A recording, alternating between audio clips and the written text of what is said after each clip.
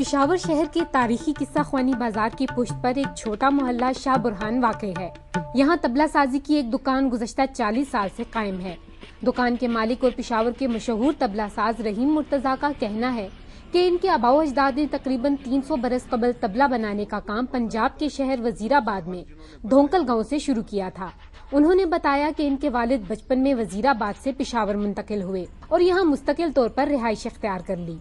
پاکستان ہندوستان علیحدہ ہوا تو پھر کام کا معیار بھی ویسا نہیں رہا، علیحدہ علیحدہ ہو گیا۔ پہلے تو ایک جیسے تھے نا سب لوگ، تو پھر ہمارے بزرگوں نے آہستہ آہستہ شہروں کی طرف جو ہے وہ نقل مکانی کرنا شروع کی۔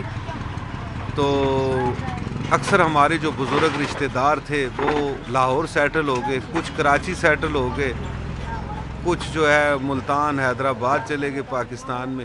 میرے والد صاحب جو تھے وہ پشاور کی طرف تشریف لے آئے۔ اگر یہ کہا جائے کہ پچھلے 4-5 سال صوبہ سرحد اور قبائلی علاقوں میں رہنے والے گلوکاروں اور آلات موسیقی بنانے کے کام سے وابستہ ہنرمندوں کے لیے انتہائی مشکل رہے تو غلط نہ ہوگا، کیونکہ اس دوران نہ صرف فنون لطیفہ سے منسلک افراد پر حملوں میں اضافہ ہوا، بلکہ دہشت گردوں کے خوف کے باعث انہیں اپنے پیشے ترک کرنا پڑے اور اپنے آبائی علاقوں سے بے دخل ہونا پڑا۔ حالات کے مطابق کرتے ہیں نا، وہ حالات اس طرح کے نہیں رہے نا، پریشانی بڑھ گئی ہے، ٹینشن بڑھ گئی ہے دنیا کی آج کل، مہنگائی کی وجہ سے، کچھ حالات کی وجہ سے جو ہے نا، تو اس وجہ سے وہ بیچارے جو ہے کام آہستہ آہستہ چھوڑ رہے ہیں، سارے تقریباً سب نے چھوڑ دیا ہے کام۔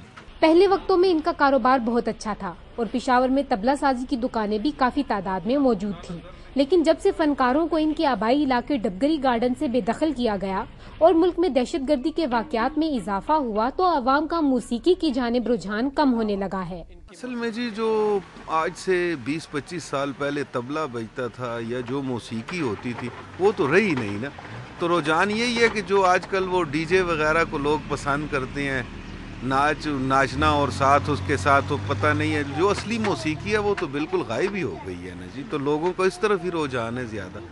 اکثر گلوکار اور موسیقاروں کا خیال ہے کہ انسانی جسم میں دل کو مرکزی حیثیت حاصل ہے، ایسی ہی اہمیت طبلے کو فن موسیقی میں حاصل ہے۔ بنیادی طور پر طبلے کی 3 سے 4 اقسام ہوتی ہیں۔ چھوٹے طبلے کو دایاں اور بڑے کو بایاں کہا جاتا ہے۔ رحیم مرتضیٰ کے مطابق ہندوستان میں بھی اسے دایاں اور بایاں کے نام سے یاد کیا جاتا ہے، تاہم پشتون کلچر میں اسے داما، پوڑا، زیر یا بم بھی کہا جاتا ہے۔ بعض لوگ اسے بم کے نام سے بھی یاد کرتے ہیں۔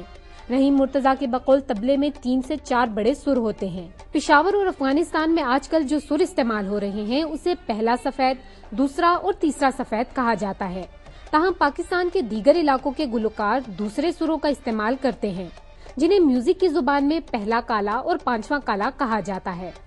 اس میں ہوتا ہے جی سب سے پہلے سر، یہ جو دیکھیں یہ جو سر کی آواز آتی ہے نا، جو کھینچتی ہے بندے کے اندر کی روح کو کھینچتی ہے، تو یہ جب بن جاتا ہے تو ہمیں خود بڑا مزہ آتا ہے۔ مزے کا مطلب یہ ہے کہ اس کے بجانے کا مزہ، اور کوئی غلط مزہ نہیں، سمجھ آئیے؟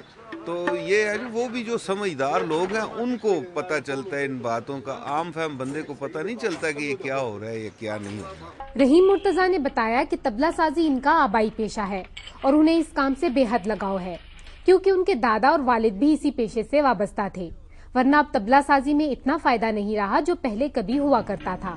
بات یہ ہے کہ ہمیں دوسرا کوئی کام کرنا آتا نہیں ہے نا، چونکہ میں 9 سال کی عمر میں تھا تو یہ کام کر رہا ہوں۔ اسی طرح میرے والد صاحب بھی بہت چھوٹے تھے تو وہ بھی جو ہیں وہ بھی بچپن سے یہی کام کرتے آ رہے ہیں، تو اب ہم حالات کے ایسے دور میں پھنس چکے ہیں نا دنیا داری کے حساب سے کہ ہم چاہیں بھی تو دوسرا کام نہیں کر سکتے۔ ہاں البتہ بچوں کو ہم نے کوشش کرنا شروع کی ہے کہ آہستہ آہستہ کوئی دوسرے کام کریں۔